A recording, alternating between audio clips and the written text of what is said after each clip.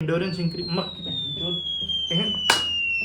सो तुमने अब तक तो नोटिस कर ही लिया होगा कि जब जब फाइट में तांजीरो की फटके चार हो जाती है और जब उसे अपना फाइट में सब कुछ देना होता है तब तब उसके सर पे एक मार्क आ जाता है जिसके बाद उसकी पावर्स बढ़ जाती हैं।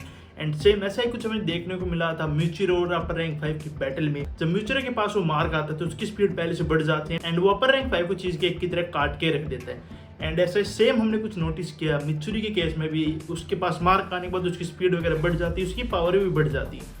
और अगर तुम किसी दूरदार पार्ट पे रहते हो और तुम्हें नहीं पता ये मार्क क्या है तो इस मार्क को हम बोलते हैं डीमन स्लेयर मार्क। एंड आज के इस वीडियो में हम डिस्कस करने वाले इसके ओरिजिन, इसकी पावर्स क्या है, इसके नुकसान क्या है एंड ये कैसे मिलता है। तो ये मार्क सबसे पहले अपने डीमन स्लेयर यूनिवर्स के बिग डैडी योरिची के पास आया था एंड उसके पास ये मार्क बचपन से ही प्रेजेंट था।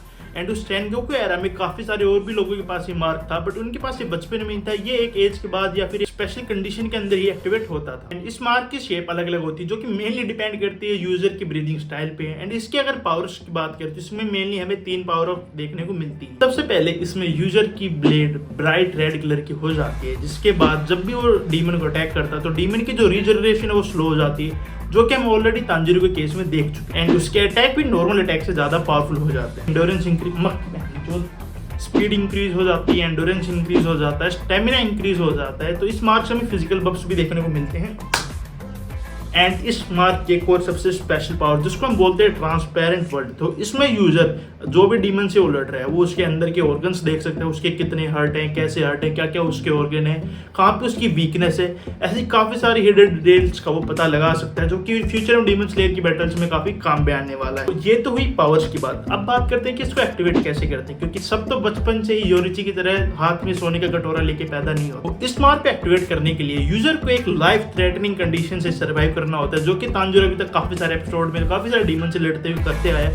उसके बाद उसकी जो हार्ट बीट है वो 200 बीट्स पर मिनट से भी ऊपर होनी चाहिए, जो कि अपने आप में काफी ज्यादा है। एंड बॉडी का टेम्परेचर भी 39 डिग्री सेल्सियस से ऊपर होना चाहिए। एंड ये कंडीशन आपस में ही काफी ज्यादा डेंजर है, बंदा ऐसी कंडीशन में नॉर्मली वैसे ही मर जाता है। तो इसको एक्टिवेट करना काफी मुश्किल है। सो इसको एक्टिवेट करना काफी मुश्किल है अगर तुमने बचपन से ही योरिची की तरह इसके साथ पैदा नहीं हुए।